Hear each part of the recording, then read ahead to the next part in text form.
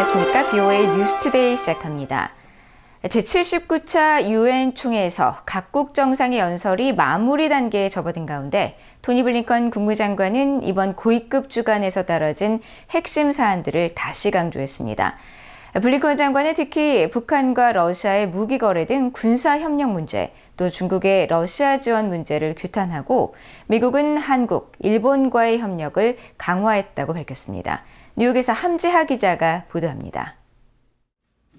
토니 블링컨 국무장관은 27일 뉴욕에서 기자회견을 열어 우크라이나를 침공한 러시아와 더불어 러시아에 무기를 제공하는 북한과 이란, 중국을 비판했습니다. 그러면서 유엔 회원국들은 북한을 압박해 이 같은 무기 제공 행위를 중단시켜야 한다고 강조했습니다. Crucial to that is pressing Iran, North Korea, and China, a permanent member of the Council, to stop providing weapons, artillery, machinery, and other support that Putin is using to devastate Ukrainian homes, energy grids, and ports. 블링컨 장관은 앞서 지난 24일 유엔 안보리에서 열린 우크라이나 관련 회의에서도 압도적으로 많은 나라들이 러시아의 잔혹한 전쟁을 규탄하고 유엔 헌장에 기초한 정의롭고 지속적인 평화를 촉구했다고 밝혔습니다. 실제로 이날 회의에선 미국과 한국, 일본은 물론 몰타와 유럽연합 국가들이 무기 거래 등 북러 협력을 강하게 규탄했습니다. 블링컨 장관은 한국, 일본 등 동맹과의 협력을 더욱 강화할 것이라면서 미한일 3국 사무국 설립 의지도 재확인했습니다. Along with my counterparts from Japan and South Korea, we took measures to institutionalize our trilateral cooperation, building on the historic Camp David summit, and reaffirming our shared commitment to creating a trilateral secretariat to advance this work. 한편 블링컨 장관은 기자회견에 앞서 왕이 중국 외교부장과 뉴욕 유엔 주재 중국 대표부에서 만났습니다. 블링컨 장관은 이번 만남에서 타이완 해협에서의 평화와 안정 유지의 중요성을 역설하고 남중국해에서 중국의 위험하고 불안정한 행동에 대한 우려를 제기했으며 러시아의 방위산업 기반에 대한 중국의 지원에도 강한 우려를 나타냈다고 강조했습니다. 뉴욕에서 VOA 뉴스 함지하입니다. 라파엘 그로시 국제원자력기구 IAEA 사무총장이 북한을 두고 사실상 핵보유국이라고 언급한 데 대해 IAEA는 북핵 문제 해결의 시급성과 대화 필요성을 강조한 말이었다고 해명했습니다. 전문가들은 국제 핵 비확산 체제를 훼손할 수 있는 부적절한 발언이라며 핵보유국 인정이나 핵군축 협상을 절대 용인해서는 안 된다고 강조했습니다. 조상진 기자가 보도합니다. 라파엘 그로시 IAEA 사무총장은 26일 유엔 총회가 열리고 있는 미국 뉴욕에서 AP통신과의 인터뷰를 통해 유엔 안보리 제재와 국제법을 위반한 북한의 핵 프로그램을 비판했습니다. 이 과정에서 북한을 사실상의 핵무기 보유국이라고 언급하면서 이런 현실을 인정한 가운데 북한과 대화에 나서야 한다고 말했습니다. 프레드릭 달 IAEA 대변인은 27일 그로시 사무총장의 발언에 대한 진위를 묻는 VOA의 논평 요청에 그로시 사무총장의 발언은 유엔 안보리 결의의 유효성을 거듭 강조하면서도 대화의 필요성을 주장한 것이라고 해명했습니다. 그러면서 IAEA의 핵 검증 활동인 안전조치의 북한 적용을 위한 최신 보고서 제36항을 포함한 내용 전반을 참조해달라고 밝혀 IAEA가 북핵 활동에 대한 감시와 안보리 결의 준수 협력에 방점을 두고 있음을 강조했습니다. 전문가들은 그로시 사무총장이 오해 소지가 다분한 단어를 사용했다고 지적했습니다. There is a difference. A state with nuclear weapons is not exactly same as nuclear weapon state. I think one should not think that way, but he just used the opportunity and reiterated the necessity of to tackle this North Korean problem, which is proceeding further.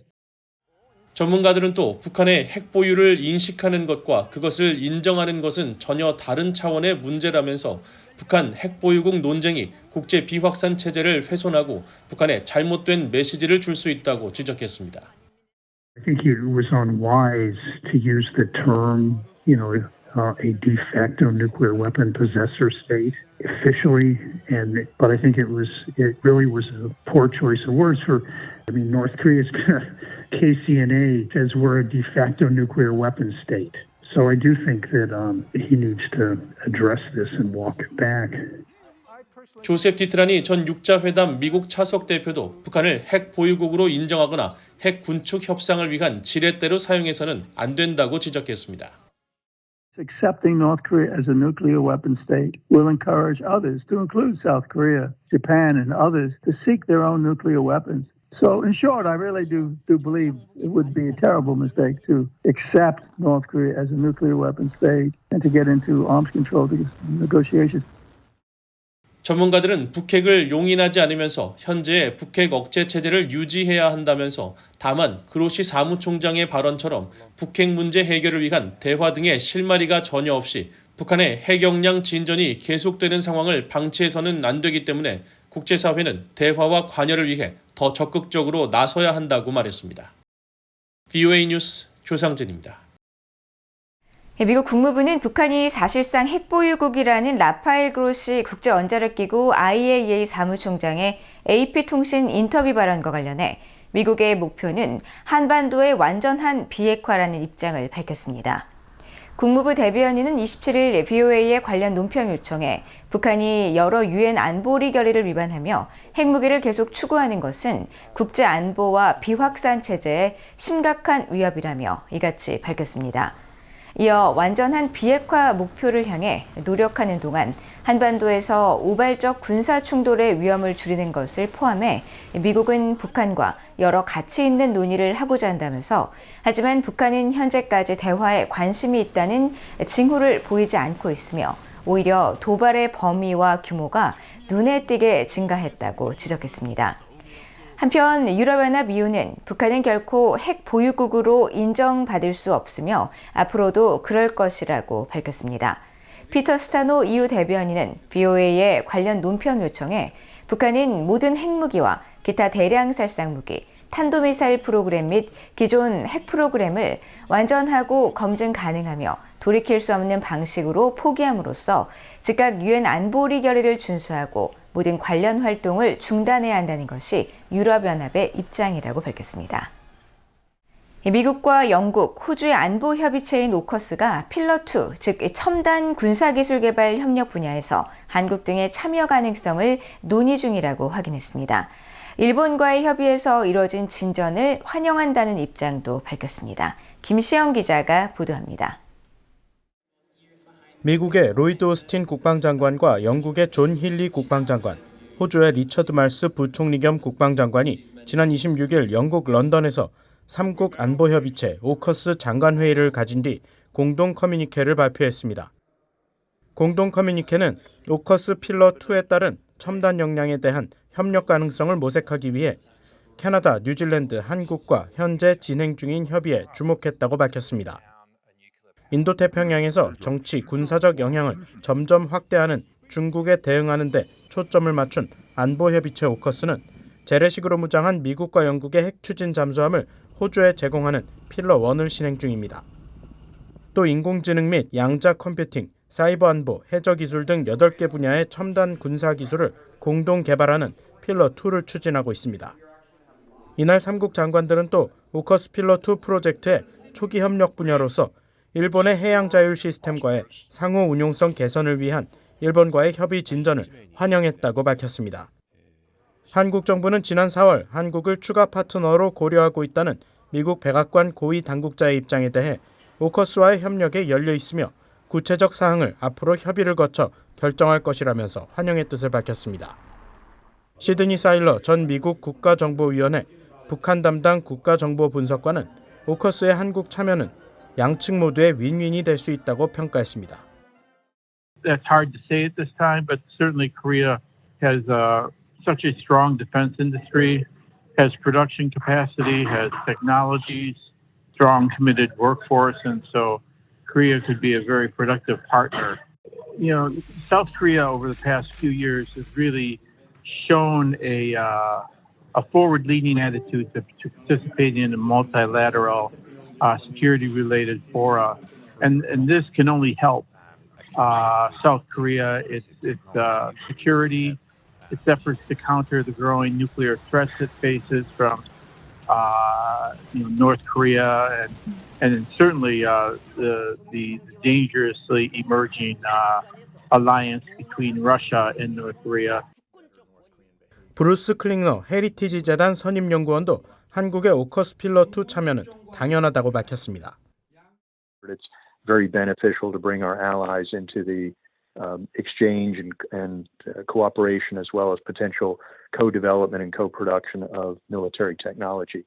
And it only makes sense to bring South Korea into it as well, particularly because South Korea has such a robust military defense industry. 앞서 미국 국방부는 지난 5월 한국의 필러2 협력 가능성과 관련한 VOA의 논평 요청에 오커스 회원국들은 추가 파트너 참여를 위한 원칙과 모델을 개발했으며 2024년 이 역사적인 작업에 기여하고 혜택을 받을 수 있는 분야에 대해 잠재적인 파트너와 협의를 진행할 것이라고 밝혔습니다. VOA 뉴스 김시영입니다. 북한과 러시아의 협력은 무모한 관계며 중국의 이익에 부합하지 않는다고 니콜러스 번스 중국 주재 미국 대사가 밝혔습니다. 번스 대사는 26일 띵크탱크인 아틀란틱 카운슬이 뉴욕에서 진행한 대담에 화상으로 참여해 푸틴과 김정은의 무모한 관계를 많은 정부들이 지적했고, 북한이 러시아에 탄도미사일을 공급하고 러시아가 북한과 더 긴밀한 군사관계를 갖기로 한 것 또한 많은 정부가 지적했다면서 이같이 밝혔습니다. 번스 대사는 또 많은 정부들, 특히 미국 정부는 중국이 중장기적으로 러시아에 엮이는 문제를 지적하려고 노력해왔다면서, 그러나 중국은 러시아와의 제한 없는 협력 관계에서 물러설 기미가 없으며, 특히 중국은 유엔 안보리에서 러시아에 대한 정치적, 외교적 지원을 강화했다고 지적했습니다. 또 중국은 러시아의 치명적인 군사 지원, 즉 완전한 무기 시스템 전체를 제공하지는 않았지만 매우 중요하고 절실히 필요한 부품과 이중 용도 기술을 러시아에 공급했다면서, 많은 사람들이 현재 러시아의 방위산업 기반이 전쟁 초기보다 강력하다고 생각하는 것은 대부분 중국의 지원 덕분으로 판단한다고 지적했습니다. 현재 북한은 글로벌 상황, 특히 미국이 중동과 유럽, 우크라이나에서 겪고 있는 문제를 악용하고 있지만, 북한 지도부는 외부 사상 유입을 두려워하기 때문에 북러 협력에는 한계가 있다고 전 북한주재 독일대사가 밝혔습니다. 2007년부터 2018년까지 두 차례 북한주재 대사를 역임한 토머스 셰퍼 전 독일대사는 27일 VOA와의 인터뷰에서 북러 협력 강화와 관련해 북한이 러시아에 무기나 탄약을 제공하며 군사협력은 할지라도 북한 지도부는 외국의 사상이 정권을 불안정하게 만들 수 있어 두려워하기 때문에 원칙적으로 외국인이 평양이나 다른 지역에 많이 존재하게 되는 투자나 무역은 허용하지 않을 것이라고 진단했습니다. 또 이 같은 이유로 북한 지도부는 북한 주민과 외국인 간의 교류도 두려워할 것이며, 이것이 바로 그들이 평양에 있는 외교관 수를 줄이려 하는 것이라고 지적하고, 자신이 북한의 대사로 머물던 2014년과 2015년에 북한에는 중국의 꿈은 잊어라라는 캠페인이 있었다면서, 그것은 당이 국민에게 더 나은 삶에 대한 꿈을 꾸지도 말라고 하는 것이었다고 말했습니다.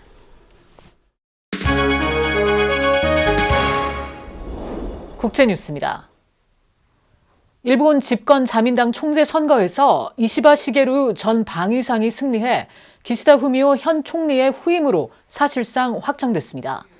이시바 전 방위상은 27일 실시된 총재 선거에서 1차 투표에 이어 결선 투표까지 가는 접전 끝에 유효표 409표 중 215표를 얻어 194표를 얻은 다카이치 사나의 경제 안전 보장상을 누르고 당 총재에 당선됐습니다. 내각제를 채택하고 있는 일본은 집권당 대표가 총리를 맡는데, 올해 67세인 이시바 총재는 다음 달 1일 임시국회에서 차기 총리로 공식 선출될 예정입니다. 이시바 신임 총재는 당선이 확정된 뒤 연설에서 일본을 다시 안전하고 안심할 수 있으며 모두가 웃으며 살 수 있는 곳으로 만들기 위해 최선을 다할 것이라고 말했습니다.